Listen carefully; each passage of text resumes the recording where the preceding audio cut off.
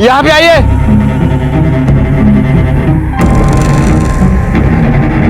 सुनीता,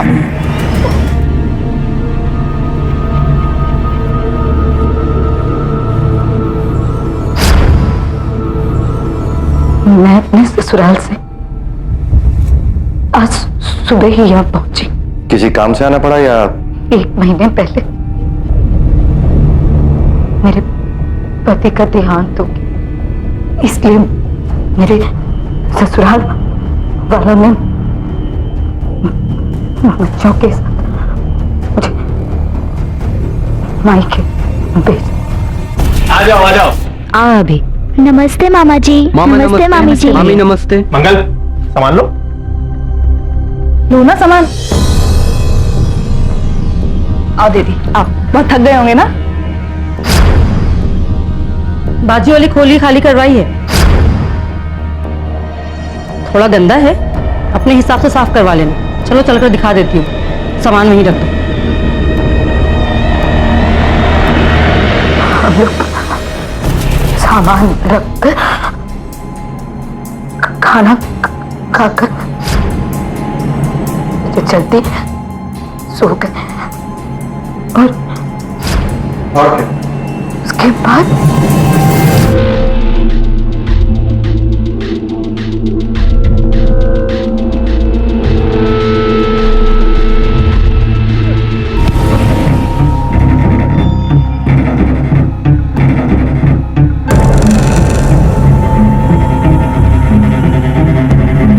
कपड़े उतार।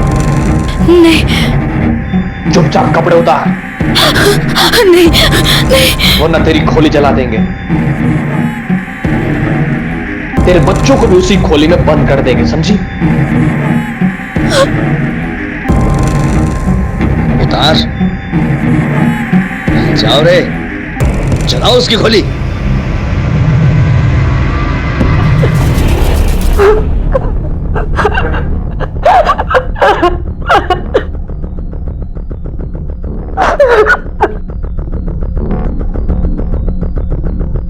ये सब क्यों हुआ जानती हो? मुझे इनमें से किसी को पहचान सकती हो? नहीं, चेहरा ढका हुआ था, लेकिन शायद आवाज मैं जानती हूँ। आवाज सुनिए, इसी गांव से है। क्या नाम है?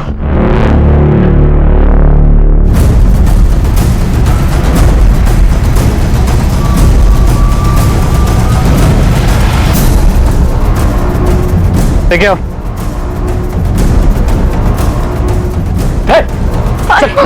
अरे साहब, क्या लो? साहब मुझे क्या लगा? चल गाड़ी में। साहब ये क्या मुझे लेके जा? चल। साहब क्या हुआ साहब? छोड़ो। साहब मैंने किया क्या साहब? चलो चल। अरे साहब बताइए ना।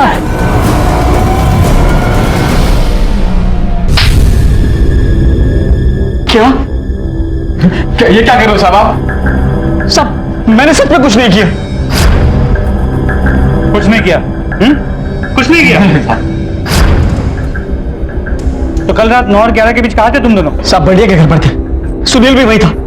हाँ साहब, हम लोग बहुत जमा थे वहां पर, दारू सारू पीते, गप्पे शप्पे मारते, हम सब कल वहीं थे। हाँ साहब, आप चाहो तो उनसे जाके पूछ सकते हो। तो इतने लोगों में से धरा ने तुम्हारा ही नाम क्यों लिया? हमें नहीं पता साहब, मेरी तो धरा से कभी बात भी नहीं हुई जब से उसकी शादी हुई।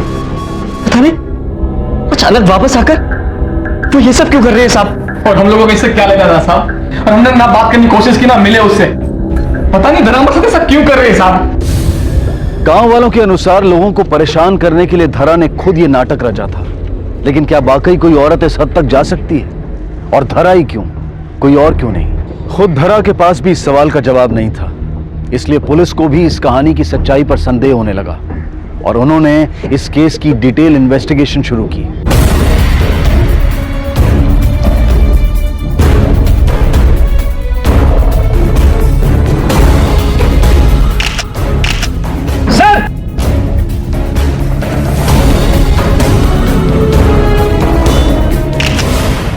शादी कोई छोटी मोटी बात नहीं है, और अगर मुझे झूठ ही बोलना था और नाटक ही करना था तो ये सब मैं ऐसा कुछ क्यों करूंगी साहब? तो उसमें नया है क्या? ज्योति, क्या बक रही हो? साहब, छोटा मोटा झूठ तो सभी बोलते हैं,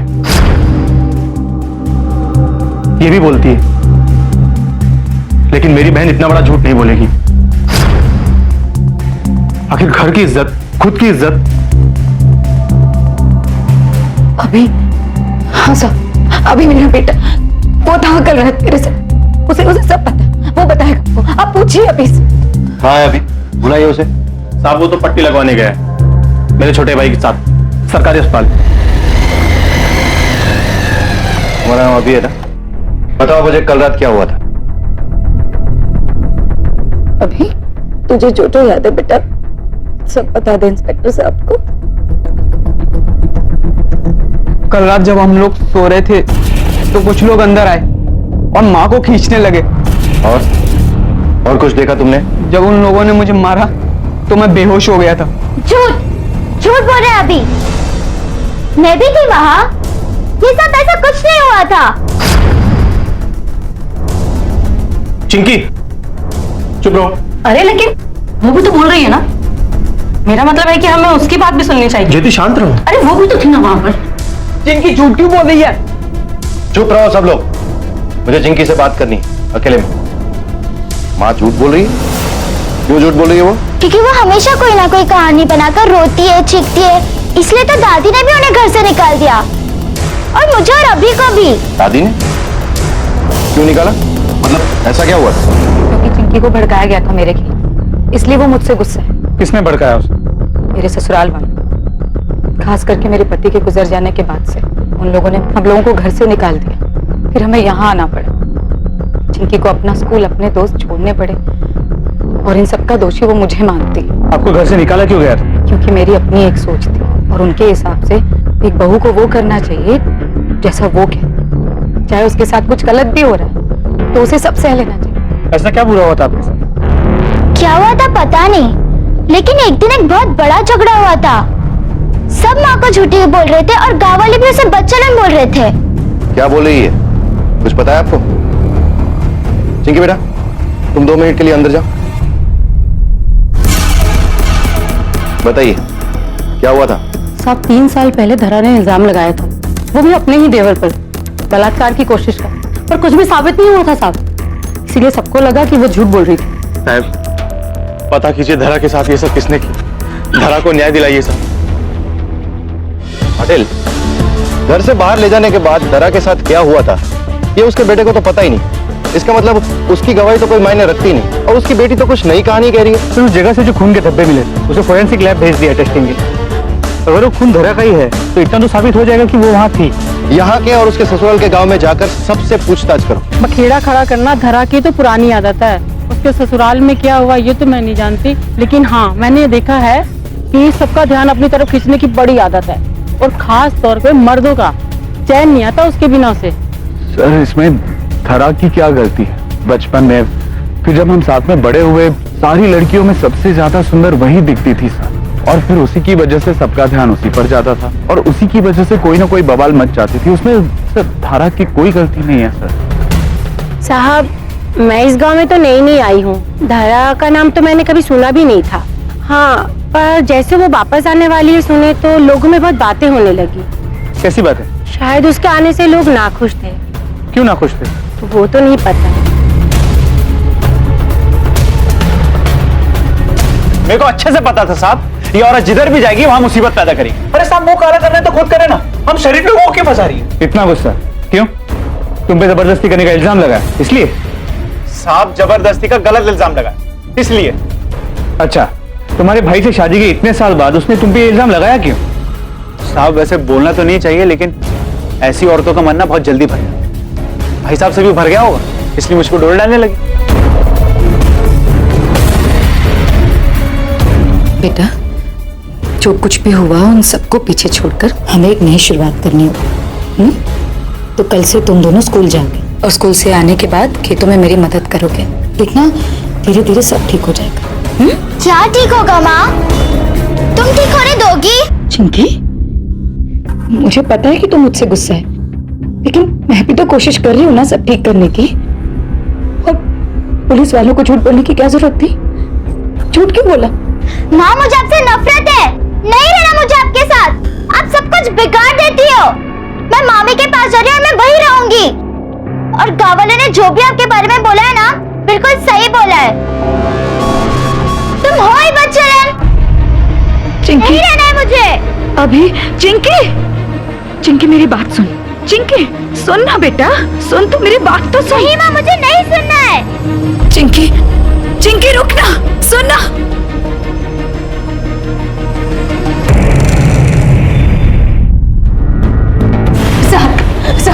साहब मेरी बेटी चिंकी कहीं नहीं मिल रही है साहब।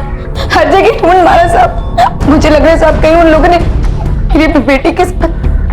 जरा शांत हो जाओ, ठीक से बताओ क्या हुआ है। मेरी बेटी अपनी मामी के यहाँ सोने गई, उसके बाद अजीत और सुनील वहां।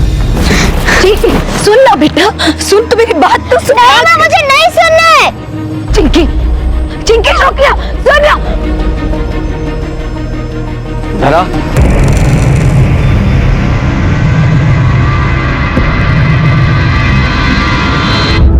तुम दोनों यहाँ देखो, मैं कह रही हूँ मैं चिल्ला दूंगी। तुम ऐसा क्यों कर रहे हो धरा? देखो तारा, ये केस वापस ले लो।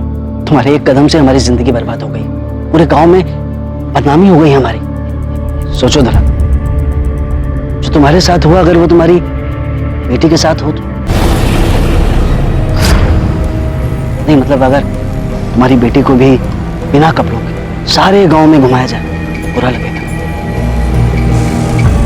केस वापस ले लो धरा।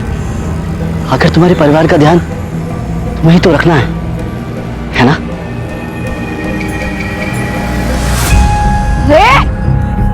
दबनी किसको देता है? हाँ? अगर मेरे बच्चों को हाथ भी लगाया ना, उसके बाद सुबह मैंने अभी से कहा कि वो चिंकी को लेकर स्कूल चले जाए, लेकिन अभी ने भी हर जगह ढूंढ लिया, वो उसे चिंकी कहीं नहीं मिली। मेरे बच्चे को ढूंढ लीजिए। क्या? पर चिंकी तो यहाँ आई ही नहीं। पर साहब हम जल्दी सो जाते हैं, क्या पता हमारे सोने के बाद आई हो। जिन कपड़ों के बारे में धरा ने बोला था यही मिले, ये कपड़े चिंकी लेके निकली। इसका मतलब लड़की यहाँ आई थी। लेकिन क्या तुम दोनों बाहर सोते हो? लड़की कब आई कब चली गई तुम दोनों को पता ही नहीं चला? पता नहीं बेचारी बच्ची कहाँ गई होगी, किस हालत में होगी अभी। उन दोनों को अंदर लो, अजीत और सुनील। जी सर। नहीं साहब, क्या बोल रहे हैं आप? हम उसके पास क्यों जाएंगे? और वैसे भी उसने हम लोगों का जीना हराम कर रखा है, हम तो उससे दूर ही रहते हैं। झूठ मत बोलना, वरना ना सच उगलवाना हमें अच्छी तरह से आता है। गए थे साहब हम पूछे क्यों मार रहे? आप लोग उसे क्यों धमकाएंगे? देख, हम जानते हैं कि तू आ गया। सुनील सब सच बोल चुका है, अब तू भी बोल दे कि क्यों गया। देखो साहब, मेरे पास या फिर सुनील के पास धरा को नुकसान पहुंचाने का कोई कारण नहीं। लेकिन हाँ साहब, उसके घर वालों की बात शायद कुछ और रही। साहब आपको जो भी पूछना है ना, उसके घर वालों से जाकर पूछो। चिंकी! सर, यहाँ छान मारा, कहीं नहीं मिली हो। लगता है गांव के बाहर ले गए उसे, या खुद भाग गई होगी। ठीक है, लेकिन आप ठीक से सर्च करो। चिंकी!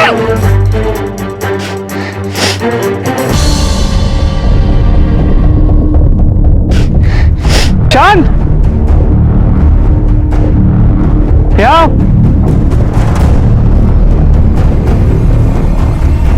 कोई आवाज नहीं करेगा।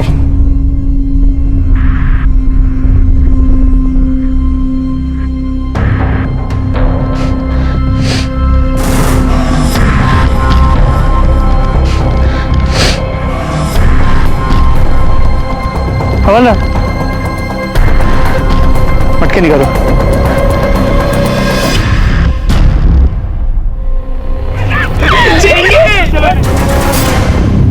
चिंकी बेटा बताओ, किसने किया तुम्हारे साथ? तुम जानती हो उसे? चिंकी बेटा बोल, बता दे इंस्पेक्टर अंकल को। इंस्पेक्टर साहब, मत छोड़ना उन लोगों को जिन लोगों ने मेरी बेटी के साथ ये सब किया। पता किसने किया? बोल। तुमने किया है।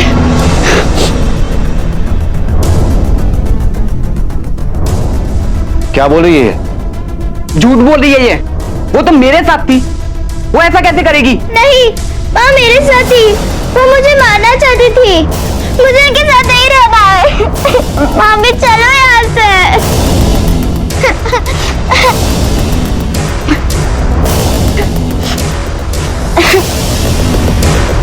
साहब तो बच्ची है, कुछ भी बोल रही है साहब। हाँ साहब, क्योंकि उस टाइम माँ मेरे साथ थी। अगर वो झूठ बोल रही है तो भी सवाल यही उठता है, ये जो कुछ भी हुआ है वो बच्ची ने खुद ने किया है या किसी और ने? गुस्से में ये कुछ भी करती है। गुस्सा चाहे जितना भी हो, लेकिन इतना सब कुछ वो अकेले नहीं कर सकती। जरूर उसकी किसी ने मदद की है। खैर जो भी है, बचेगा नहीं। साहब आप हमारी तरफ ऐसे क्यों देख रहे हैं? हमने थोड़ी ना कुछ किया है। सच क्या है वो जल्दी पता चल जाएगा। चलो पाटिल। हो गया, कर दिया ना बवाल। अरे कम से कम हमें बख्श दो और शांति से जीने दो हमें।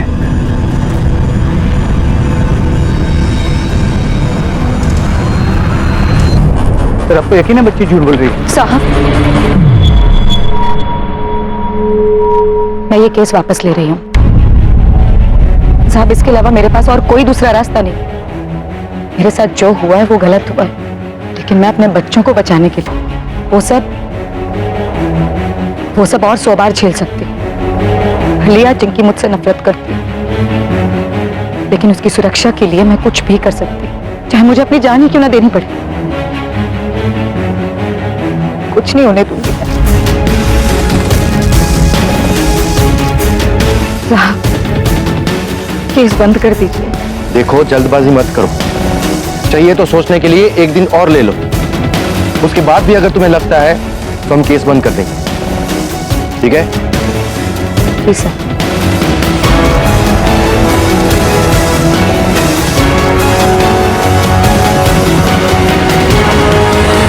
और इस तरह अपने बच्चों को सुरक्षित करने के लिए आखिर धरा ने हार मानकर इस केस को वापस लेने का फैसला किया। लेकिन पुलिस को धरा की बात पर पूरा यकीन था कि वाकई में उसे वस्त्रहीन कर सारी राह चला गया था और पुलिस गुनहगारों को बेनकाब करना चाहती थी। ये देखो, घुटने के निशान है, हाथों के कोई निशान नहीं। इसका मतलब उसे घसीट कर लाया गया है। धीरे धीरे मुझे भी लगने लगा है कि धरा सही बोल रही है। सर अगर वो सच बोल रही है तो उसकी मुश्किलें बहुत बढ़ने वाली। उसने हिम्मत करके रिपोर्ट तो लिखवाई है, अब ये गांव वाले उसका जीना हराम कर। पर इसके लिए केस का जारी रहना जरूरी था और अब पुलिस उम्मीद कर रही थी कि धरा इस केस को रद्द करने के अपने फैसले को किसी तरह बदल दे।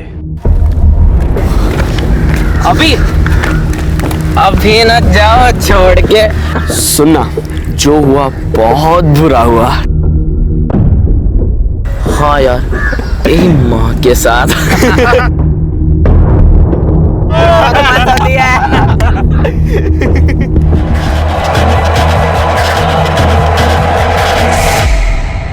अभी बेटा,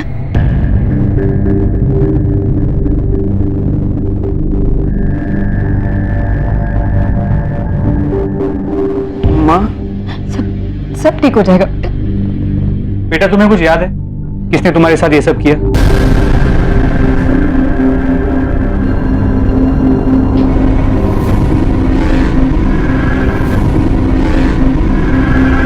नहीं पता मुझे।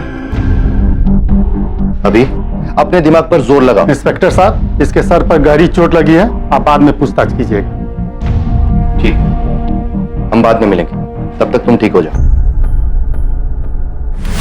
देखिए, हमें पूरा यकीन कि अभी के साथ जिस किसी ने भी ये किया है, अभी जानता है उसे।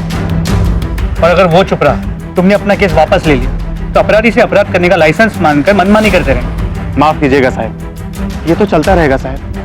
इससे अच्छा है कि हम ही शांत हो जाएं, भूल जाएं। हो सकता है वो लोग भी शांत होकर बैठ जाएं। अपराधी सही गलत नहीं सोचेंगे, दबने वालों को दबाते रहेंगे। तुम्हारे साथ जो ये न्यूड परेड करवाई गई, तुम्हें बिना कपड़ों के घुमाकर तुम्हें जलील किया गया, क्या कसूर था तुम्हारा? अब मैं ये केस वापस नहीं दूंगी। आप उन्हें पकड़िए, सजा दीजिए। और साहब, एक और आदमी था उन लोगों के साथ, मुझे पूरा विश्वास है जिस दिन हम चिंकी को ढूंढ रहे थे। मैं ढूंढूंगी चिंकी, मैं ढूंढूंगी। धारा, तू ठीक तो है ना? चिंकी मिली क्या? तू बिल्कुल भी चिंता मत कर, मैं हूं ना। बहुत फिक्र है रे मुझे तेरी। तुम्हारी हिम्मत कैसे हुई है? निकलो ऐसे, निकलो अभी के अभी। कहां जाऊं मैं? हाँ, मेरी जिंदगी, मेरी शादी बस एक दिखावा है। सच्चा प्यार तो मैं बस तुमसे करता हूं ना। क्यों नहीं की मुझसे शादी? अगर मुझसे शादी कर लेती तो ये सब नहीं होता ना जो अभी हुआ है। हम दोनों चैन की जिंदगी जीते। तुम भी थे ना उस रात, जिस रात मेरे साथ? पागल हो गई है तू? हाँ, गांव वाले सही कहते हैं, पागल झूठी कहीं की। तब मुझे समझ में आया कि वो भी उन्हीं लोगों में थे। कौन? क्या नाम है उसका? प्रमोद देशमुख। सर, जैसे हमें लगा था बिल्कुल वैसे ही हुआ। इनमें से कोई भी मुंह नहीं खोल रहा। एक बार इनकी मोबाइल लोकेशन का पता चल जाए, सब साफ हो जाएगा, क्या सच है और कौन झूठ बोल रहा है। तब तक इस अजीत, सुनील, प्रमोद और परिवार के लोगों पर नजर रखो। जी सर। अब आवाज क्या?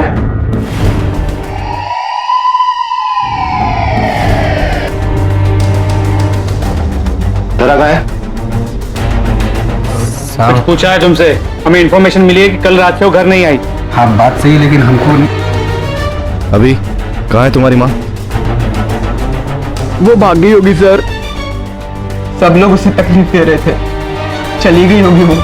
आखिरी बार कहाँ देखा था उसे? कल सुबह। तेरी बेटी के साथ इतना कुछ हो गया और तेरे बेटे को इतना बुरी तरीके से मारा, अकल नहीं है तुझे? अब सुन, केस वापस ले ले और मामले को यहीं पे खत्म कर। हो गया ना? क्या होगा उससे? हाँ? मेरे बच्चों को अकेला छोड़ देंगे? भैया मैं जिस दिन पहुंची हूँ उसी दिन ही आप ही बताइए ना कि क्या बिगाड़ा था मैंने किसी का। और मैं खुद नहीं आना चाहती थी, मेरे बच्चों को छत मिल जाए इसलिए आई हूँ।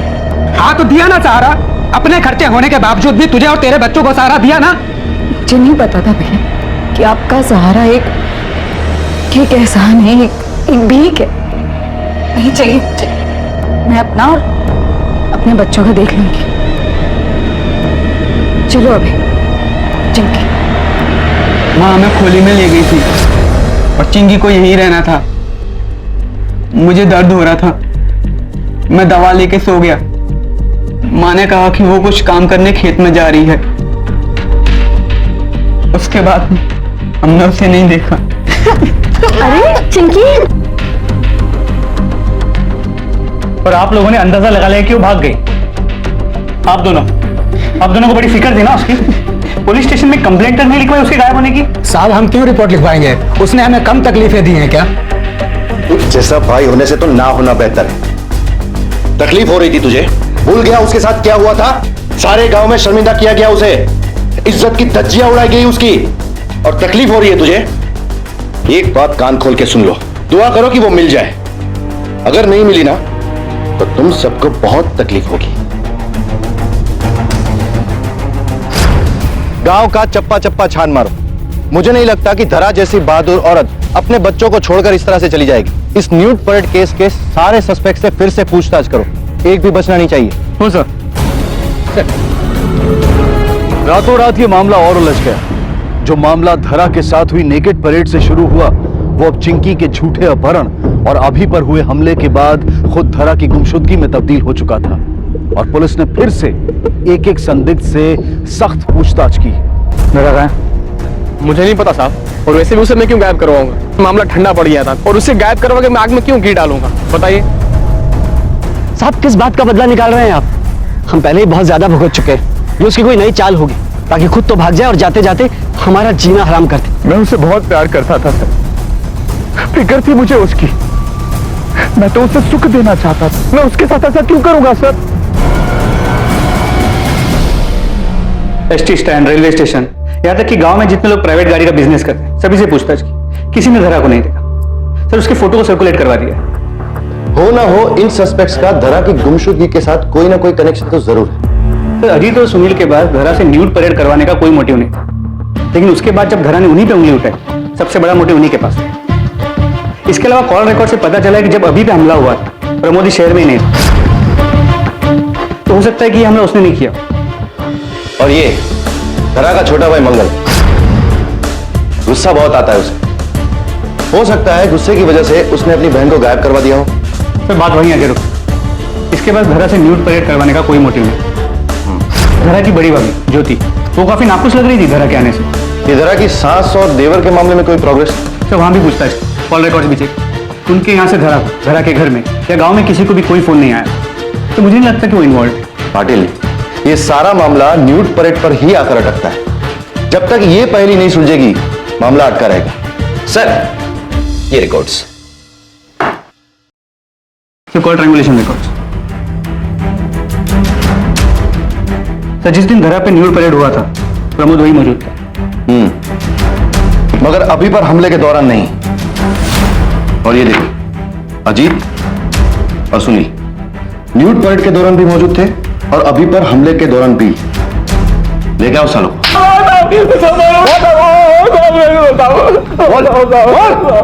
मुझे क्यों मार रहे हो साहब? जब से दर हम पे केस किया मैं तो उससे दूर ही रहा साहब। फिर से वही कहानी।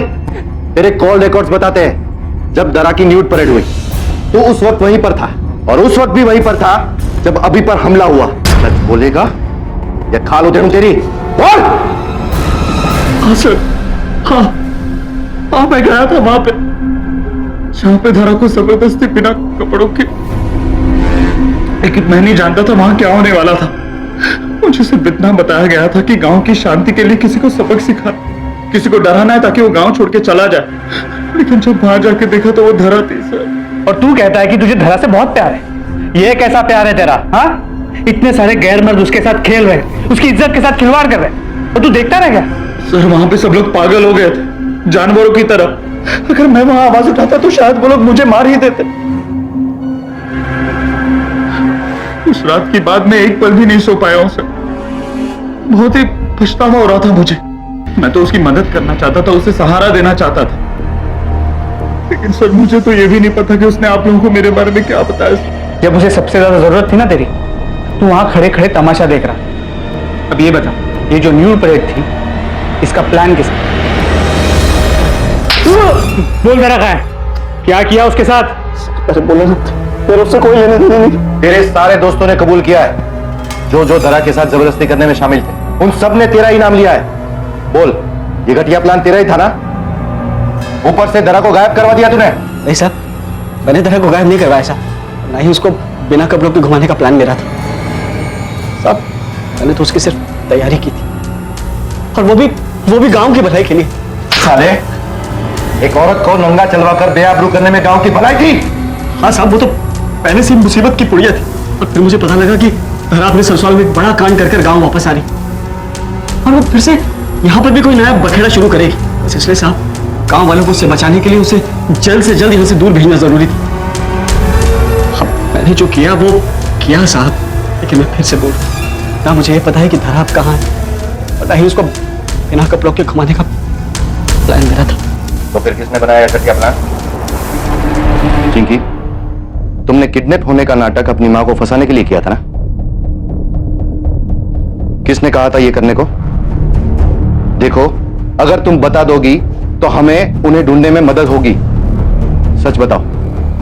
भूषण मामा और मंगल मामा ने। मामा जी। अरे चिंकी मैडम, इधर आ जाओ। इतनी रात में यहाँ कैसे? मामा, मैं आपके साथ ही रहूंगी, नहीं रहना मुझे उस औरत के साथ। बहुत नफरत है मुझे उनसे। कहीं भाग के नहीं जाती वो। बहुत परेशान करती है ना तेरी माँ तुझे? हाँ। बेटा, तू चाहती है ना कि तेरी माँ तुझे परेशान ना करे? हाँ। तो हम जैसा कहते हैं वैसा ही कर। अरे भैया, ये लोग केवल डरा रहे हैं, झूठ कबूल करवाना चाहते हैं हम लोगों से मार मार के। सर, हमारे पास इसके अलावा और कोई चारा नहीं था। धरा इतने सालों के बाद वापस आना चाहती थी। भैया, मैं वापस आ रही हूँ, मैं अब यहाँ नहीं रह सकती। और वापस? इतने सालों के बाद? धरा, इतने सालों के बाद घर में थोड़ी मुश्किल तो होगी ना। नहीं भैया, आप बिल्कुल चिंता मत करिए। वो जो 2 एकड़ जमीन है मेरी, मैं उस पे काम करके कमा लूंगी भैया। ठीक है, ठीक है धरा, एक काम करो, तुम आ जाओ, फिर हम लोग बैठ के बात करते हैं, ठीक है? क्या भैया, क्यों बुलाया उसको? तो क्या करता? कानून के मुताबिक 2 एकड़ जमीन उसकी है, समझ गए? कौन सा हमें उसे जमीन देनी है? कुछ ऐसा करना है कि वो गांव छोड़ के जाने के लिए मजबूर हो जाए, समझ गए? वो 2 एकड़ जमीन जिस पे कानूनन उसका भी हक था, उस जमीन के टुकड़े के लिए तुमने अपनी बहन को पूरे गांव के सामने नंगा किया और उसी हालत में चलवाया। लेकिन तुमने धरा की हिम्मत को कम आंकने की गलती की। वो भागी नहीं, डरी नहीं, उसने अन्याय का सामना किया और डटी रही। इसीलिए तुमने उसे झूठा साबित करने की कोशिश की, उसके कैरेक्टर पर कीचड़ उछाला। अरे तुमने तो एक बच्ची को भी नहीं छोड़ा, जिनकी को भी तुमने अपने प्लान का मोहरा बना लिया। और इतना सब कुछ करने के बाद भी जब तुम हार गए तो उसे अगवा करवा लिया। नहीं सर, ये सच नहीं है। हाँ साहब, हम लोग खुद हैरान थे जब वो वापस नहीं लौटी। सर, अब इतना सच बता दिए, ये झूठ क्यों बोलेंगे सर? अरे जल्दी जल्दी चलो, सूरज सर पर आ गया है। लेकिन मालकिन साहब, अरे मालूम है, पर उनके आने तक रुक तो नहीं सकते ना। मैं हूं ना, तुम लोग काम शुरू कर। और सुनो, ठीक से काम करना, फिर से देखने आऊंगी मैं। अब चलो फावड़ा को बाहर निकालो। ताला? चाबी तो सिर्फ धरा के पास है, जाने कब आएगी और कब। एक काम करो, ताला तो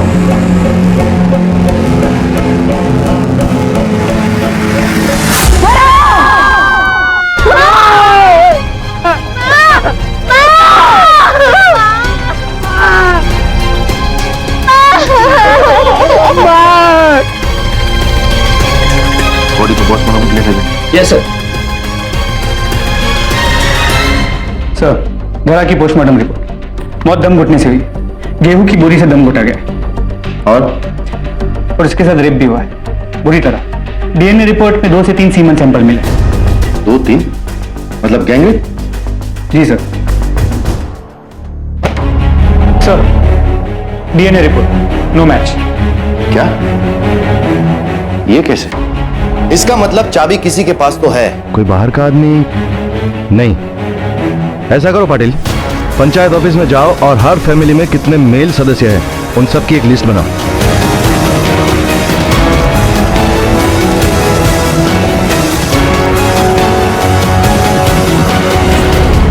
संजू, ये तुम्हारे मोबाइल से मिला है, कहां से आया तुम्हारे पास? रिपोर्ट्स, डीएनए रिपोर्ट्स है। तुम तीनों के सैंपल्स मैच करते हैं। बलात्कार किया था ना धरा का? बताओ, सच सच बताओ, वरना हड्डी पसली एक करने में देर नहीं लगेगी। उस रात को जब धरा को सबके सामने बिना कपड़ों के चिल्लाया था, तब से हम लोग पागल हो गए थे सब।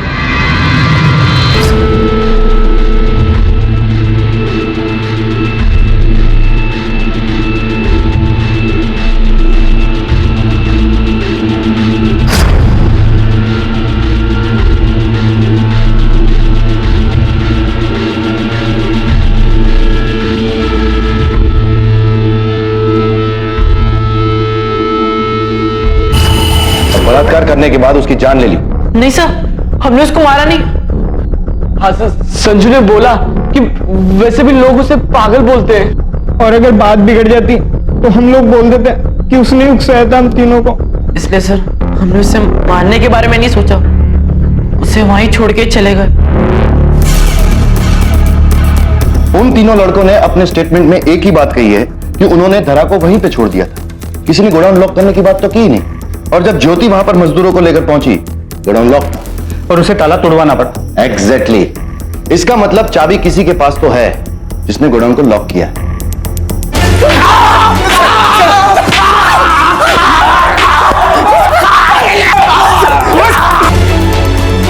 पर ये दोनों तो बिल्कुल कन्फेस नहीं करते। एक गुंजाइश है पाटिल, उन तीनों लड़कों को फिर से बुला, बात करनी। हो सर। तुमने ट्यूशन से लौटते वक्त धरा का बलात्कार किया, तकरीबन 4-5 बजे। हाँ सर। और मौत हुई 8-9 बजे के आसपास। जो कुछ भी हुआ उसके बारे में तुमने किसी को बताया? कुछ पूछा है तुमसे? बताया था किसी को?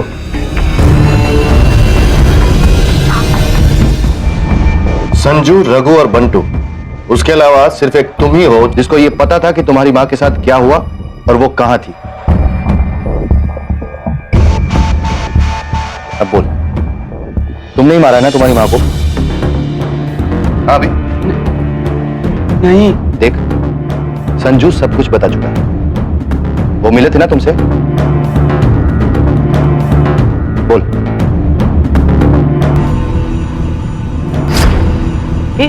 इधर आ, तुझे एक मस्त वीडियो दिखा देता है। ये वीडियो दिखा। हाँ हाँ, देखना। देख। अरे देखना, कैसा लगा बताना। मस्त है ना? तेरी माँ का मिले ना तो मेरी तरफ से थैंक यू बोल देना। मैं माँ को मारना नहीं चाहता था, यही अच्छा होगा माँ के लिए, इसलिए मार दिया।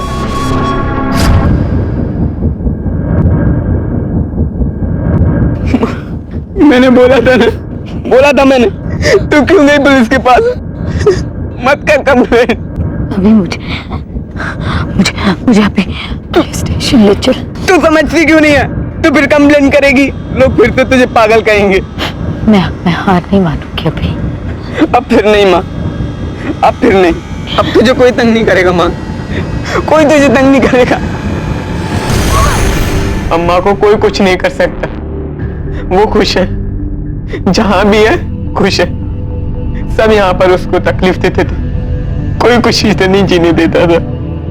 पापा के घर में जब चाचा के ऊपर कंप्लेंट की तो सबने उन्हें झूठी बोला, गाली दी सबने उन्हें। झूठी नहीं थी वो, मैंने देखा था उन्हें। चाचू हर वक्त देखते रहते थे उन्हें चुप चुप के। फिर हम यहाँ पे आ गए, मुझे लगा यहाँ आकर सब ठीक हो गया, लेकिन सब लोग यहाँ पर भी उनको गालियां देने लगे। फिर उन लड़कों ने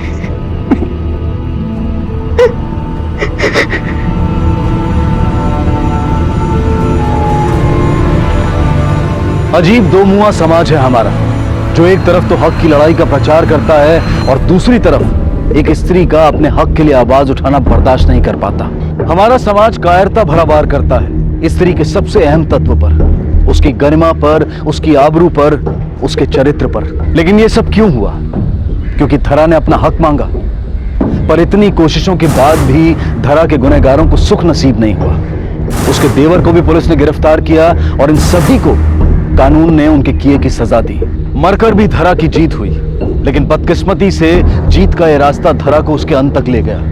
धरा और उसके जैसी अनेक महिलाओं की लड़ाई एक क्रांति है और इस क्रांति की लौ को जलाए रखना हम सबका कर्तव्य है। अब मैं अनूप सोनी आपसे विदा लेता हूं, फिर मुलाकात होगी अगले एपिसोड में एक और चौंका देने वाले केस के साथ। तब तक अपना और अपने परिवार का ख्याल रखें और देखते रहें क्राइम पेट्रोल डायल 100। सबक एक को सीख हम सबको। जय हिंद।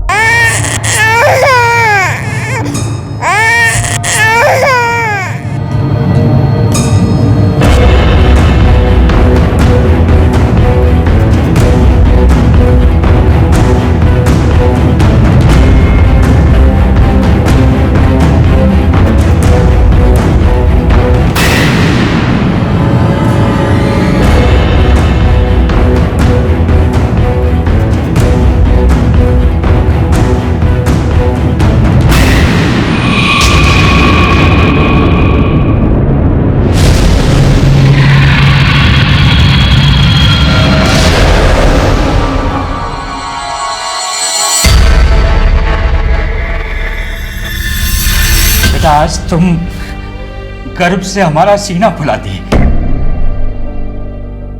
बहू की तरह नहीं, बेटे की तरह हमारा नाम रोशन किया। भाभी, आप प्रसाद खाइए। आप नहीं जानती कितना रुतबा बढ़ा दिए। भैया की जगह पुलिस की नौकरी ली। अब हम सबको कर देंगे कि हमारी भाभी पुलिस वाली है। आज हम भी बहुत खुश हैं। किस्मत वालों को मिलता है ऐसा ससुराल जैसा हमको मिला है। रुको बिटिया, आज से हम उसका देखभाल करेंगे। आ जाओ, अरे बच्चा। इस अग्नि की सौगंध बाबूजी, आपने जो मुझ पे भरोसा किया है उसकी इज्जत मैं अपनी जान से भी ज्यादा करूंगी।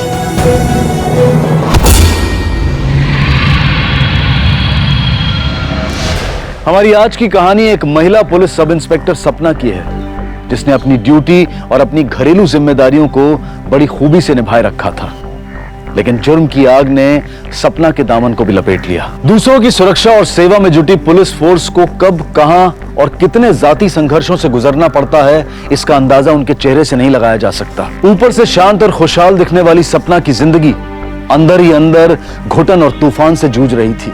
लेडी पीएसआई सपना की इस तरह मौत ने सवालों के अंबार खड़े कर दिए। अरे बाबूजी, आप यहाँ? मैं आपको फोन लगाने ही वाली थी।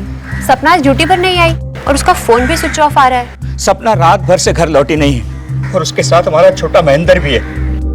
दोनों का कुछ पता नहीं चल रहा है। बहुत डर लग रहा है हमको। सपना तो आदर्श नगर का घरेलू हिंसा वाला केस हैंडल कर रही थी ना? जी सर। क्यों करते हो तुम लोग इतनी लड़ाई? हाँ, आखिरी बार कह रही हूँ, दोबारा मुझे तुम लोगों की शक्ल नहीं देखनी। अरे इतने अच्छे लगते हो एक साथ, आराम से रहो, प्रेम से रहना सीखो, ठीक है ना?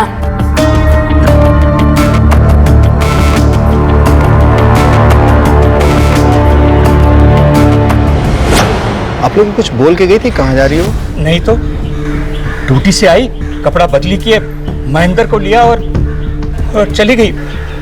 बच्चे को लेके कहाँ जा सकती है? कल पीसीआर पे कोई कॉल भी नहीं आया था उसका।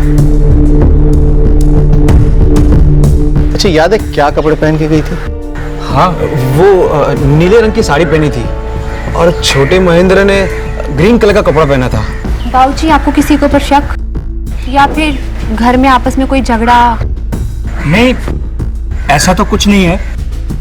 वो कहाँ गई ये कुछ मालूम नहीं। किसी को मालूम हो ना हो, विष्णुनगर थाने के पीएसआई करण कुमार को जरूर मालूम होगा। पीएसआई करण कुमार को क्यों मालूम होगा? वो क्योंकि दोनों में बहुत अच्छा दोस्ती है, एक दूसरे के साथ काफी बातें बांटते हैं।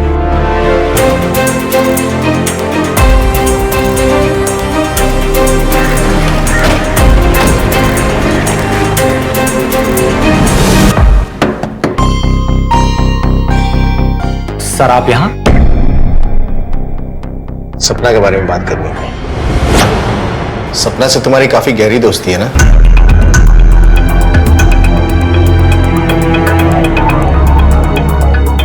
कल रात से वो लापता है। तुम्हें पता है कहां हो सकती है?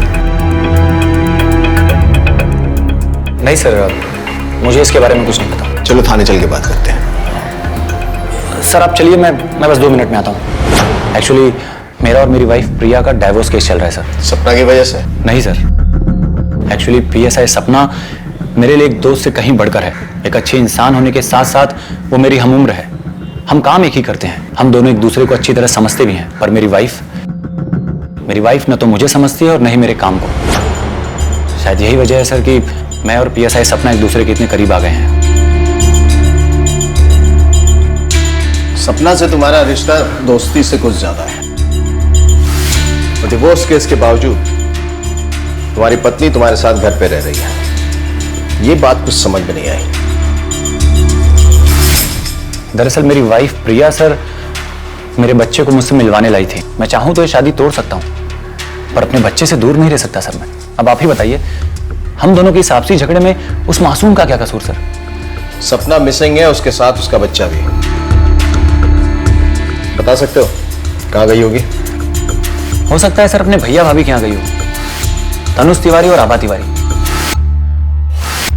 सर, सपना ने अपने भाई तनुष तिवारी को एक फ्रॉड और एक करप्शन के केस में जेल भिजवाया था। अपने भाई को जेल भिजवाया था? किया गया था उसने? सर, वो एक गवर्नमेंट कॉन्ट्रैक्टर था। रिसेंटली उसने एक रोड कंस्ट्रक्शन पे घटिया क्वालिटी का मटेरियल यूज किया था। इनफैक्ट रिश्ता बिना देखे सपना ने उसे अरेस्ट भी किया और कल ही वो जेल से रिहा हुआ है। वो कल जेल से रिहा हुआ और सपना भी कल ही गायब हुई है। कल ही रिहा हुए हैं और आज याद हम क्या आप लोग? हम तुम्हारे नहीं, तुम्हारी बहन सपना के बारे में बात करने आए। बड़े अजीब हैं आप लोग। मेरे पति अभी अभी रिहा होकर आए हैं और आ गए आप लोग पूछताछ करने के लिए। सपना का नाम यहाँ पर मत लीजिएगा, हमारा कोई लेना देना नहीं है उससे। इतना भड़कने की जरूरत नहीं है, इसे इसके किए की सजा मिली है। हम सुन लिया आपका, अब आप हमारा सुनिए। हमको ऐसा बहन से कोई रिश्ता नहीं रखना है जो अपने भाई को जेल में डलवा दे। आप पिंड काहे नहीं छोड़ देते हमारा? तुम जेल से कल रिहा हुए हो और सपना भी कल गायब हुई है। ये महज इत्तेफाक है कि इसमें तुम्हारा कोई हाथ है, ये जाने बिना हम जाएंगे नहीं यहाँ से। ऐसे गजब है इंस्पेक्टर साहब आप लोग। अरे हमको कहाँ मालूम कि वो कहाँ गई, क्यों गई, किसके साथ गई? और आपको क्या लगता है अकेले दुश्मन हम हैं उसके? जमाने भर के लोगों से दुश्मनी ले रखी है उसने। एक दुश्मन तो उसका ससुराल में है, उससे काहे नहीं पूछते आप? किसकी बात कर रहे हो तुम? ओ आलोक उपाध्याय, सपना का जेठ। आलोक उपाध्याय?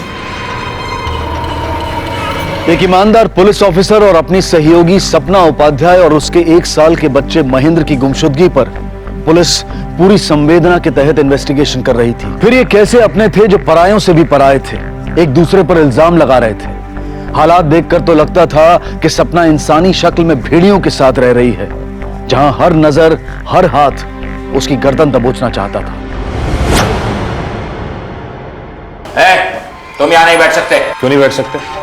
ऐसा क्या किया हम? अरे तुम ही एक आदमी हो इस घर में जो इस बात से खुश है कि सपना यहाँ से चली गई है। जब तक वो लौट कर नहीं आ जाती ना, तुम अपना शकल हमको दिखाना मत। ये मनुष्य शकल हम देखना ही नहीं चाहते। माना सपना हमको पसंद नहीं है, लेकिन छोटे महेंद्र का तो हमको भी चिंता है।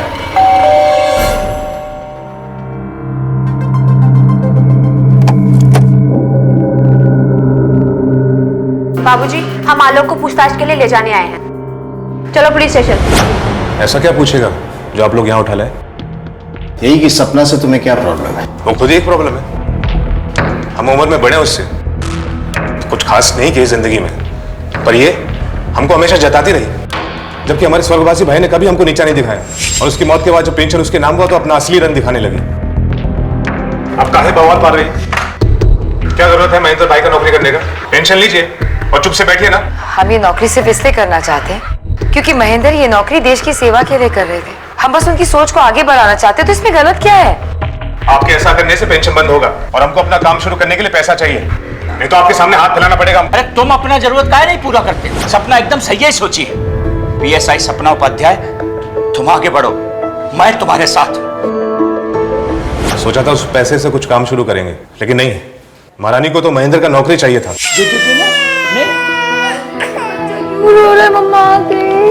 मैं से ले जा।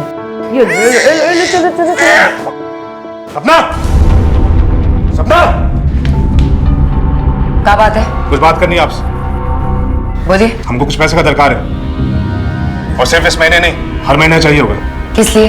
अब सब पता है तुमको, काम शुरू करना है। जो काम शुरू कर सकते थे भैया के पैसे से, वो तो आपने नौकरी लेके रोक दी। अब तनख्वाह दो अपना। 1 रुपया नहीं देंगे हम आपको।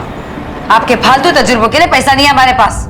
हमारे पास जो पैसा है वो बाबूजी की देखभाल के लिए, मोनू की पढ़ाई के लिए और अपने बच्चे को पालने के लिए। ऐसा बात करने का हिम्मत कैसे हुआ तुम्हारा? जेठ हो तुम्हारा। आलोक, रिश्ते की इज्जत के लिए पैसा नहीं लुटा सकते हम, सबका जिम्मेदारी है हम पर। ज्यादा उबलो मत। आज तक जो भी कुछ किए हो केवल डुबाए हो तुम। एक फूटी कौड़ी मत देना इसे तुम। मुझे छोड़ आप इसका साथ दे रहे हैं? मैं आपका अपना खून हूं, और ये पराई औरत जो खा गई हमारे भाई को। बात सुन ली तेरी बकवास, अपनी जबान बंद रखना। बाबूजी ठीक नहीं कर रहे हैं आप, बहुत गलत कर रहे हैं आप। तो तुमने बदला लेने के लिए सपना और उसके बच्चे दोनों को गायब कर दिया। जिंदगी में फेलियर है, पर क्रिमिनल नहीं है। और छोटे महेंद्र को तो हम भी चाहते हैं, हमारे भाई की आखिरी निशानी है वो। मतलब तुम ये कह रहे हो कि तुमने कुछ नहीं किया? अगर तुमने कुछ नहीं किया तो किसने किया? बहुत लोग हैं करने वाले। एक तो उसका बॉयफ्रेंड है। पीएसआई करण कुमार से हम बात कर चुके हैं। वो तो एक है, उसके अलावा भी कोई है। फहमी आपके लिए। किसने भेजा है? वो तो पता नहीं, आप यहाँ पे साइन कर दीजिए। जी। Thank you.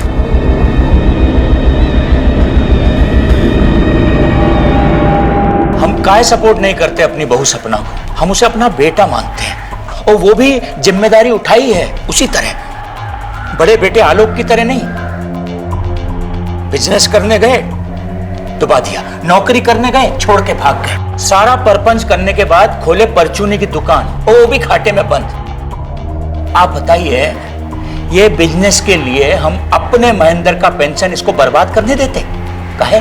सपना और महेंद्र की तलाश कुछ ऐसी पहेली की तरह से हो गई थी जिसमें एक के बाद एक बिंदु जुड़ते जा रहे थे। परिवार से शक होते होते अब एक अनजान आशिक पर भी काबिज था।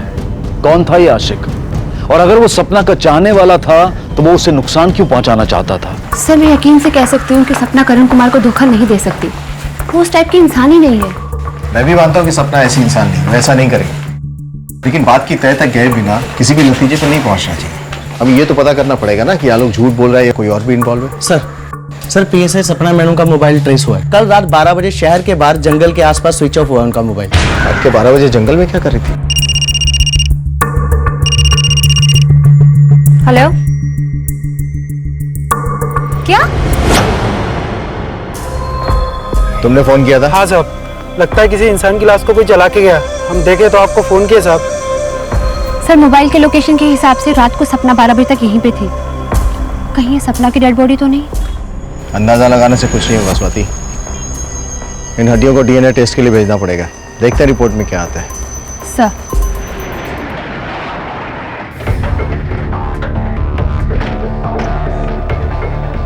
मोहन जी, आपको पता था कि सपना का किसी के साथ कुछ चल रहा है? आप बता सकते हैं? हो सकता है कि उसका ही इसमें कोई हाथ हो। हम जान रहे हैं ये सारा गंदगी तुम भरे हो ना इन लोगों के कानों में। काम धाम तो कुछ है नहीं तुम्हारे पास। एक बात समझ लो, अगर सपना के साथ तुम कुछ किए हो ना, हम तुम्हें सूली पर चढ़ाएंगे। बाबूजी, हम एक बार सपना का रूम चेक करना चाहते हैं। जो जी में आए वो करो बिटिया। हमारी बहू सपना और हमारा पोता दोनों का है।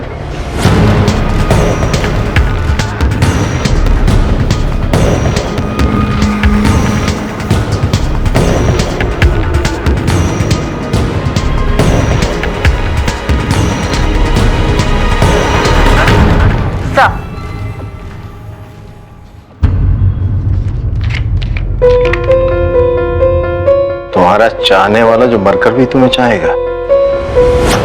बोले थे ना, इतनी शरीफ नहीं थी वो जितना आप लोगों को भ्रम था। अगर ये सपना की पसंद से आ रहे थे तो उसने खोला क्यों नहीं? इसे तो एक ही बात समझ में आ रही है कि कोई इसे परेशान कर रहा था। Sir, PC gift shop. Sir, इस टैग से हमें पता चल सकता है कि ये गिफ्ट कहाँ से खरीदा गया है।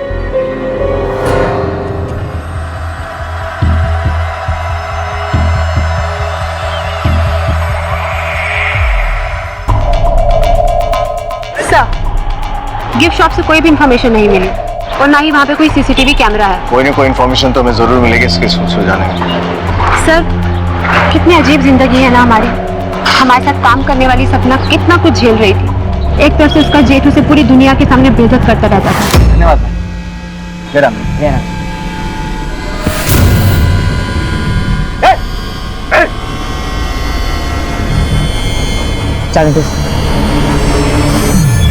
और दूसरा वो पागल आशिक हर दिन उसे परेशान करता रहता था। फिर भी वो अपनी ड्यूटी कितने अच्छे से निभा रही थी। जहां एक तरफ ये सवाल सर उठाए खड़े थे, वहीं दूसरी तरफ छुप कर जलाई गई एक चिता मिली थी। कहीं वो सपना तो नहीं थी जिसे किसी ने चुपके से मोक्ष दिलाने की कोशिश की थी? पर सवाल यह है कि अगर उसका कत्ल हुआ है तो कातिल कौन है और महेंद्र कहां है? सर, भगत राम, आप सपना के साथ थे ना? जी साहब। आपने उन्हें किसी अजनबी से बात करते हुए ऐसा कुछ देखा जो आपको अजीब लगा होगा? नहीं साहब, ऐसा तो कुछ भी नहीं लगा। लेकिन हाँ साहब, एफएम रेडियो पर मैडम के लिए किसी ने 1-2 बार गाना बजवाया था, वो भी अपना नाम छुपाकर चाहने वालों की तरफ से। सर, हमें उस रेडियो स्टेशन से उस चाहने वाले का नंबर मिल सकता है जहाँ से उसने फोन किया था। इस आरजे को बुलाओ जिसने गाना बजवाया था। जी। उसका नाम बताना तो पॉसिबल नहीं होगा सर, क्योंकि उसने सपना का चाहने वाला बोल के रिक्वेस्ट दी थी। मेरे पास उसका नंबर है। हालांकि कुछ दिन पहले पीएसआई सपना खुद हमारे रेडियो स्टेशन आई थी और मैंने ही उन्हें ये नंबर दिया था।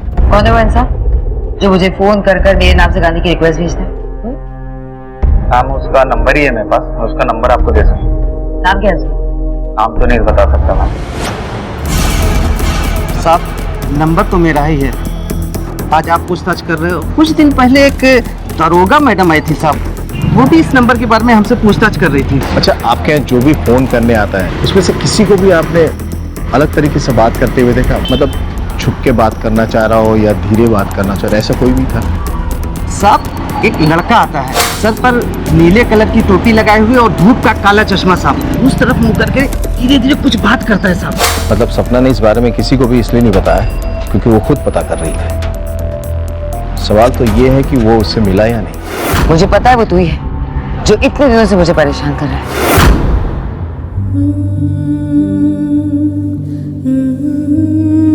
अब तक सपना का कोई खबर नहीं मिला। भाभी आएगी, जरूर आएगी, आप बस खुद को संभालिए।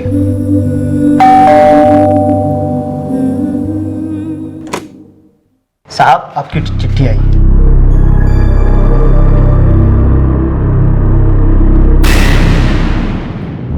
ये चिट्ठी आज सुबह ही हमको मिला है।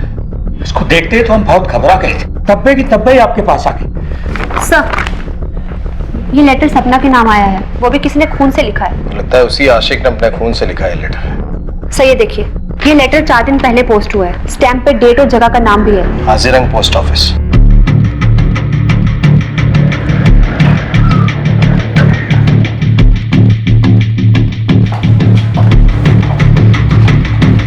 ये कुछ दिनों पहले एक लड़के ने यहाँ से पोस्ट किया था, नीले रंग की टोपी और धूप का चश्मा पहना था। आपने देखा था क्या उसे? साहब हम देखे थे उस आदमी। चेहरा देखा था? पहचान लोगे? चश्मा टोपी के बाद जितना दिखता था उतना बता सकते हैं। स्केच बनवा सकते हैं उसका? जी। सर ये लड़का एकदम पागल टाइप का लगता है, जितना खून उसने चिट्ठी लिखने में बहाया है। सर पॉसिबल है कि उसे हॉस्पिटल जाना ही पड़ा होगा। उस दिन जब आप सपना के घर पे गए थे तो मोनू के हाथ में मैंने एक पट्टी बंधी देखी थी। इस चिट्ठी को फॉरेंसिक लैब में भेज दो। पीएसआई करण कुमार और मोनू के ब्लड टेस्ट से पता चल जाएगा कि असली आशिक कौन है। और इन दोनों की तस्वीर पीएन को भी दिखाओ, हो सकता है वो पहचान जाए। सर गलत बोल रहा है वो पीएन। हम किसी भी पोस्ट ऑफिस गए ही नहीं है। गलतफहमी किसे अभी दूर कर देते हैं? ब्लड रिपोर्ट लेके आना। सर ये ब्लड लेटर इसी का है। इससे पहले कि मैं तेरी सारी गलतफहमियां दूर कर दूं, सच बोलेगा तू? सपना उपाध्याय हमारी प्रेरणा है। उस जैसी औरत हम देखे ही नहीं। बिना ऑफ किए वो घर बच्चा बाहर सब संभालती है। हम उसे प्यार करते हैं तो कैसे गायब कर दो उसे? तेरी बड़ी भाभी है वो। हाँ तो हमें कोई शर्म नहीं है कि वो हमसे बड़ी है। और तेरे सच्चे प्यार का सपना को पता चल गया था? हाँ जान गई थी वो। बंद करो अपना ये पागलपन, समझे? जी नहीं सकते आपके बिना। बाहर निकलो प्लीज कुमारी से, वरना ठीक नहीं होगा। बोला ना, अब नहीं हो सकता। उस पीएसआई करण कुमार के लिए हमें छोड़ रही हो? उसका शादी करने का कोई इरादा नहीं आपके साथ, बस इस्तेमाल करेगा आपका। लेकिन मैं आई लव यू।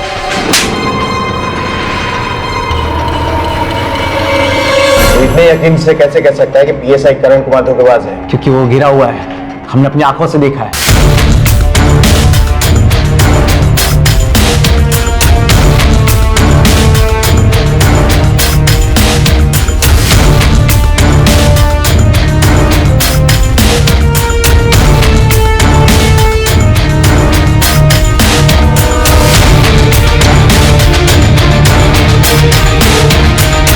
क्योंकि सपना ने तेरे सच्चे प्यार को एक्सेप्ट नहीं किया, उसके बाद भी तूने सपना और उसके बच्चे को गायब कर दिया। पता कहाँ है वो? गायब करने की जरूरत नहीं है, क्योंकि हम सपना को एक दिन पाके ही रहेंगे। इसलिए मैंने उसे खून से लिखी चिट्ठी भेजी थी। सर आदर को तनुज तिवारी की तरह मोनू के पास भी एक बहुत स्ट्रॉन्ग मोटिव है सपना को गायब करने का। मुझे लग रहा है ये झूठ बोल रहा है। और अगर ये सच बोल रहा है तो इसका साफ मतलब है कि पीएसआई करण कुमार झूठ बोल रहा है। वो सच में सपना के साथ टाइम पास कर रहा है। उसके पास बहुत स्ट्रॉन्ग मोटिव है सपना को गायब करने का। सर अगर करण कुमार धोखेबाज है तो फिर वो अपनी बीवी को तलाक क्यों दे रहा है? इस तलाक की बात में क्या सच्चाई है ये तो उसका वकील ही में बता सकता है। एक तरफ सपना से जुड़ी कोई खबर हाथ नहीं आ रही थी तो वहीं दूसरी तरफ संदिग्धों की फहरिस्त लंबी होती जा रही थी। सपना के गायब होने का कारण आलोक की नफरत, तनुज का गुस्सा या करण और मोनू में से किसी का प्यार के नाम का पागलपन था। ये हमारे समाज के वो भद्दे रंग हैं जो एक औरत को अपने वजूद के साथ मजबूत खड़े नहीं देखना चाहते। क्या इनके अलावा भी कोई था जो अभी तक पुलिस के हाथ और शायद सोच से भी बाहर? देखिए सर, 1 महीना पहले पीएसआई करण कुमार ने तलाक का केस फाइल तो किया था, फिर उसने ये तलाक की अपील वापस ले ली। ठीक है सर। Thank you. मोनू की बात में कुछ तो सच्चाई है। पीएसआई करण ने अचानक तलाक का इरादा बदल दिया। आपके मारने से क्या होगा? हमारे दिल में सपना के लिए जो प्यार है वो खत्म हो जाएगा। इतनी घटिया हरकत करते हुए शर्म नहीं आया तुमको? अरे तुम जैसे नीच आदमी के लिए हमारे घर में कोई जगह नहीं। निकलो यहाँ से। अपना शकल मत दिखाना हमें। चलो चल। जी सर, वो डाइवोर्स अपील मैंने ही वापस ली थी, पर वो भी सपना उपाध्याय की वजह से। वो डिसाइड ही नहीं कर पा रही थी कि उससे मुझसे शादी करनी भी है या नहीं। उसके इस डबल माइंडेड होने की वजह से मैं अपनी गृहस्थी तो नहीं तोड़ सकता ना सर। डबल माइंडेड मतलब? सर, वो अपने परिवार में अकेली कमाने वाली है। उसे लगता है कि शादी के बाद उसका परिवार अकेले पड़ जाएगा और वो अपनी जिम्मेदारियों से भागना नहीं चाहती। मैंने कई बार उसे समझाने की कोशिश की कि शादी के बाद भी वो अपने परिवार की देखभाल कर सकती है, पर वो समझने को तैयार नहीं है सर। ठीक है, जा सकते। इस सपना के मन में क्या चल रहा था? चाहती क्या? सर, डीएनए रिपोर्ट आ गई है। सर, ये सपना ही थी।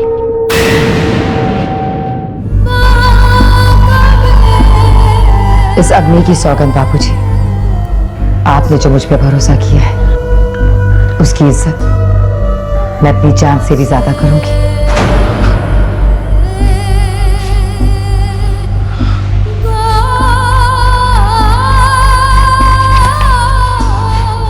तुम दोनों जिम्मेदार हो उसकी मौत के। वो हमारे लिए जीती रही, तुम उसकी जान खाती।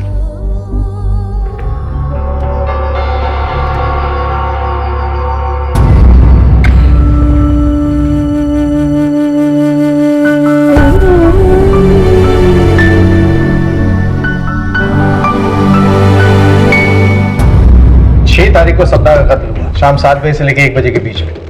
सपना के भाई तनुज के बाद बहुत स्ट्रांग मोटिव है उसे मारने का, क्योंकि ये सपना ने उसे जेल भिजवाया था। ये लोग सपना के करीबी लोग हैं और जिस दिन तनुज रिहा हुआ था उसी दिन सपना का कत्ल हुआ था। सर, मकसद तो मोनू और करण कुमार के पास भी बहुत स्ट्रांग है। करण कुमार ने सपना से रिश्ता तोड़ा और मोनू की कम उम्र की वजह से सपना ने इसे रिजेक्ट किया।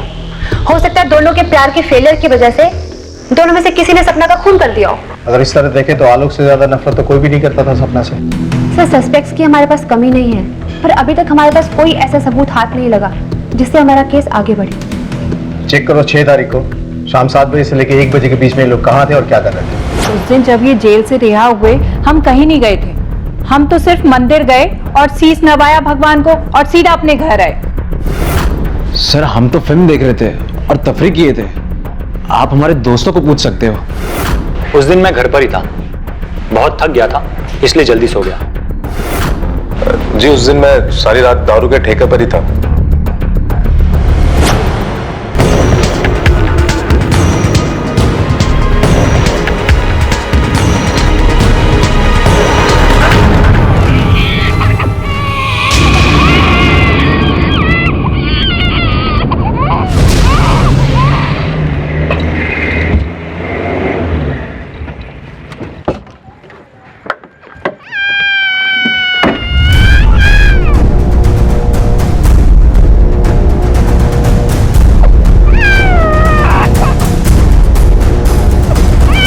ये तो सपना का बेटा है। लगता है कोई से पुलिस स्टेशन के बाहर चढ़ गया।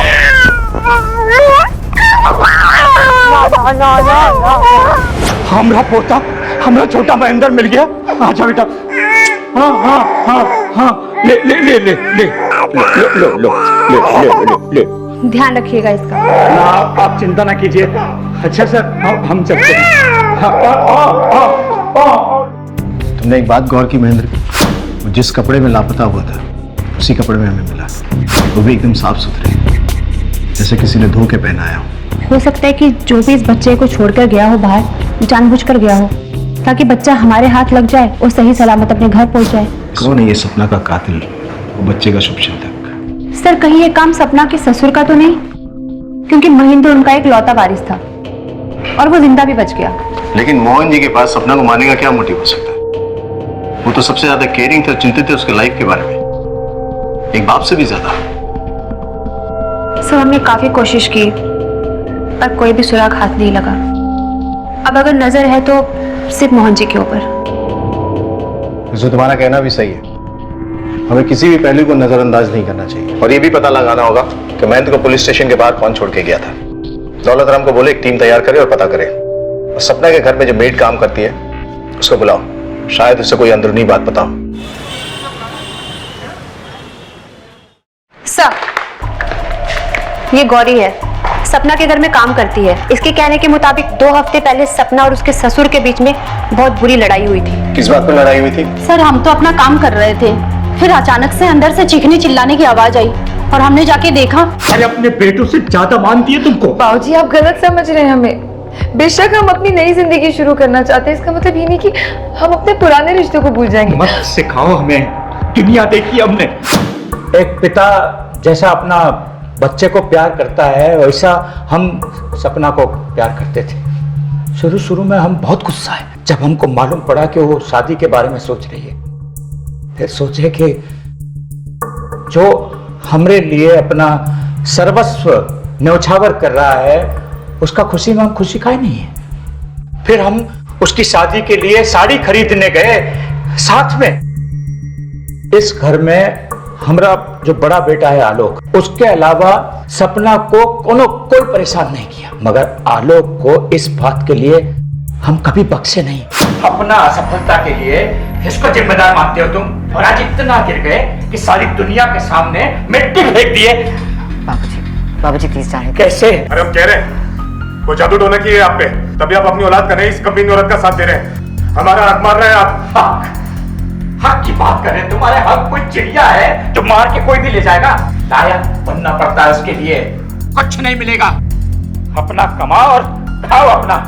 हम नहीं कहते कि हमसे कभी कोई गलती नहीं हुआ है। सपना की हर परेशानी का हम बराबरी से हकदार मानते हैं अपने आप को। हमें पता चला है कि महेंद्र को किसी अनजान व्यक्ति ने पुलिस स्टेशन के बाहर छोड़ा है। आपको किसी पे शक है? घर परिवार का तो ऐसा कुछ हमको याद नहीं पड़ता, पर बाहर कामकाज के सिलसिले में कोई दुश्मनी हुआ होगा तो फिर बता नहीं सकते। कहते हैं कि दुनिया में जिंदा रहने के लिए सिर्फ एक सहारा भी काफी है। मोहनलाल सपना का वही सहारा थे, पर अब वो भी शक के दायरे में थे। वो औरत कौन थी जो महेंद्र को सही सलामत पुलिस स्टेशन छोड़ गई, और पुलिस ने उस औरत को ढूंढने के लिए जमीन आसमान एक कर दिया।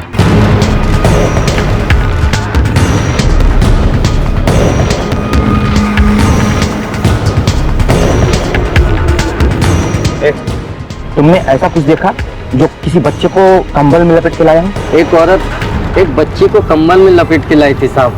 वो औरत साड़ी पहनी हुई थी। अच्छा, किस तरफ से आई थी? वो उस तरफ ऑटो से आई थी साहब। मैडम ये देखिए, किसी का चेहरा साफ नहीं दिख रहा है, पर हाथ में कंबल में कुछ लिपटा हुआ है।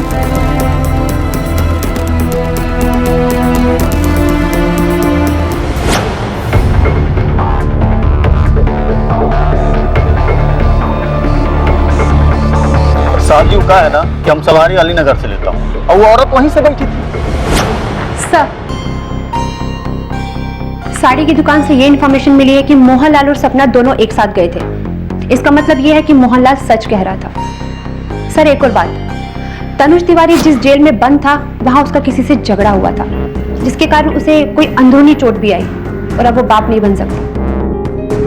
इसका मतलब है कि तनुज के पास एक और कारण था सपना को मारने का। हो सकता है वो सोच रहा हो कि सपना की मौत के बाद बच्चे की कस्टडी उससे मिल जाए और वो पेंशन पे हाथ साफ कर सके। हाँ, नहीं बन सकते ये बाप, लेकिन इसका मतलब ये तो नहीं है कि सपना के साथ हमने कुछ किया है। समझ काहे नहीं रहे? हम काहे मारेंगे उसको? कोई फायदा है हमारा? फायदा तो है, और एक नहीं दो।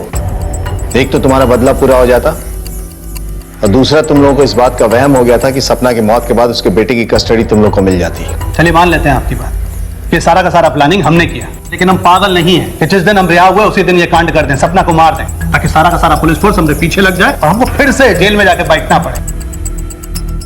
एक बात हम आपसे छुपाए थे, लेकिन अब हम आपको वो बात बताएंगे तो आपको हमारे ऊपर भरोसा आ जाएगा। सपना के ऊपर जानलेवा हमला पहली बार नहीं हुआ था, पहले भी कई बार हो चुका था।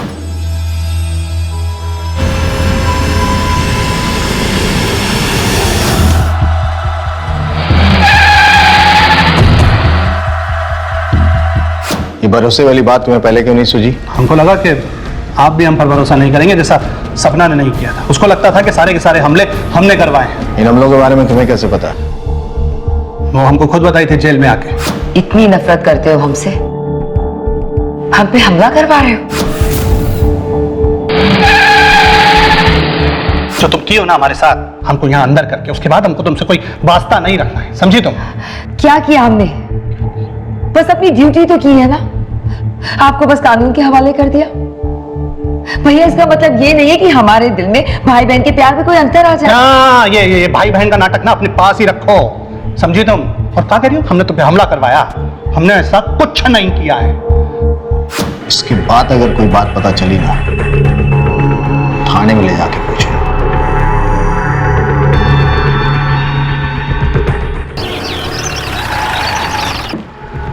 मोहनलाल जी, क्या बात? सर, हमारा छोटा बेटा मोनू फोन किए बंद आ रहा है, सबसे पूछे ढूंढे, कुछ पता ही नहीं चल रहा उसका। ये अचानक कहाँ गायब हो गए? ठीक है, आप लोग घबराइए मत, ढूंढते हैं मुझसे। सर, कहीं मोनू ने सपना का फोन तो नहीं किया ना? कहीं हम उस तक पहुंच ना जाए, इस डर के मारे वो कहीं भाग गया हो। उसका मोबाइल ट्रेस करो, लास्ट लोकेशन क्या थी पता करो। सर, मोनू की फोन डिटेल्स आ गई है।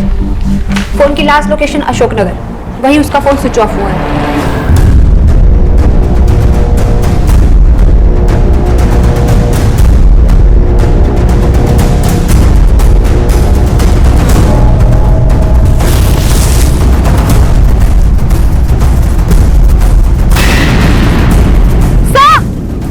सर, यहाँ डेड बॉडी मिली है।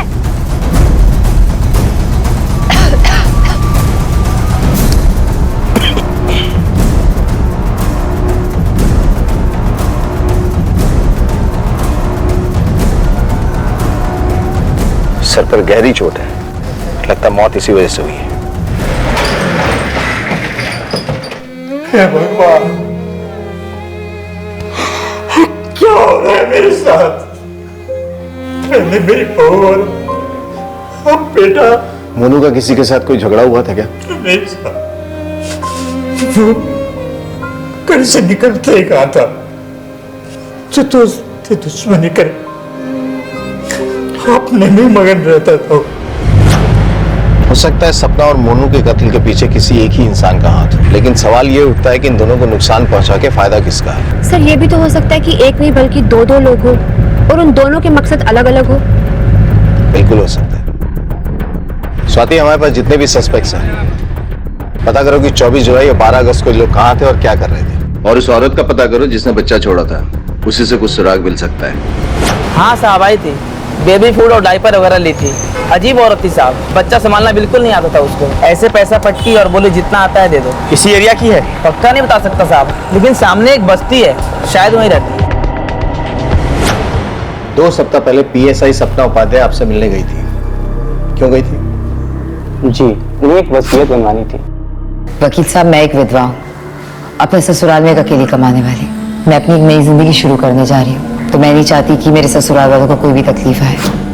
और हाँ, उन्होंने ये भी बोला था यदि उन्हें कुछ हो जाता है तो उनके बेटे की कस्टडी मोहनलाल जी के पास ही हो। ठीक है, आप जा सकते। सर, ऐसा लग रहा है कि सपना अपने बारे में कभी सोचती ही नहीं थी, बस दूसरों के लिए जीती थी, वो भी ऐसी मुस्कान के साथ कि हम लोग कभी समझ भी नहीं पाए कि वो कितनी परेशान है।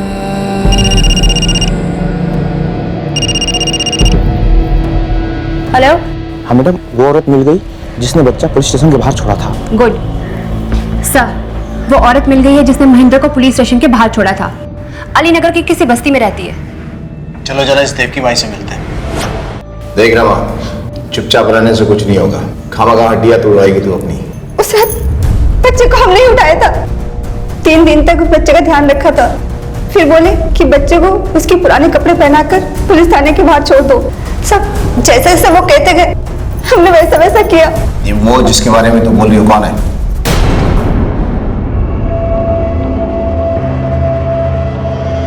हाँ, ये सब हम ही किए हैं।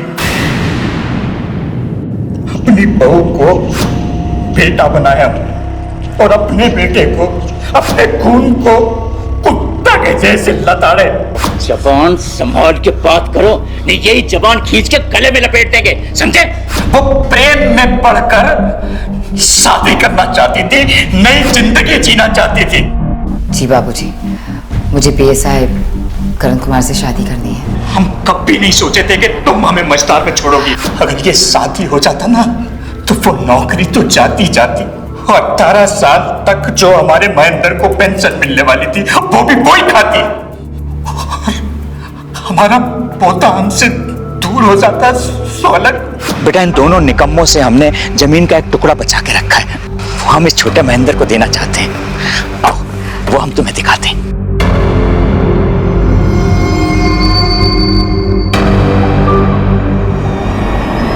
ये देख, जिसको तूने गद्दार समझ के मार दिया, उसने जीते जी अपना पैसा और अपना बेटा दोनों तेरे नाम कर दिया था। मैं अपनी एक नई जिंदगी शुरू करने जा रही हूँ, तो मैं नहीं चाहती कि मेरे ससुराल वालों को कोई भी तकलीफ आए। अपने छोटे बेटे मोनू, उसको क्यों मारा तूने? हम एक दिन जब अपने छोटे महेंद्र से मिलने रवा के घर गए तो पीछा करते करते वहां आ गया। वो घर पे आके हमारा बहुत बहस भी हुआ। का नाप शनाप पकड़ा है, तू दारू पिए का? बातें मत घुमाइए। भाभी उस दिन रात को नहीं लौटी थी, पर आप रात को 2 बजे लौट गए थे। हम सब समझ गए, हम पुलिस को बता देंगे। जैसा किया है वैसा भुगत। देश की सेवा के जज्बे के साथ पुलिस में भर्ती हुई सपना उपाध्याय का परिवार दूसरों की मेहनत पर जीने का आदी था, लेकिन सपना ने अपने परिवार के लिए कभी ना बुरा सोचा और ना बुरा किया। लेकिन बिना किसी ठोस सबूत या दलील के मोहनलाल ने सपना के लिए बहुत कुछ बुरा सोच लिया और सब कुछ नष्ट कर दिया। ये कहानी एक सीख है उन सब के लिए जो अच्छाई तो करते हैं लेकिन आंखें मूंद कर और अपने आसपास के खतरों को पहचान नहीं पाते। अब मैं अनूप सोनी आपसे विदा लेता हूं, फिर मुलाकात होगी अगले एपिसोड में एक और चौंका देने वाले केस के साथ। तब तक अपना और अपने परिवार का ख्याल रखें और देखते रहें क्राइम पेट्रोल डायल 100। सबक एक को, सीख हम सबको। जय हिंद। इस तरह के और भी एपिसोड देखने के लिए हमारे चैनल को सब्सक्राइब करें और बेल आइकन दबाना ना भूलें।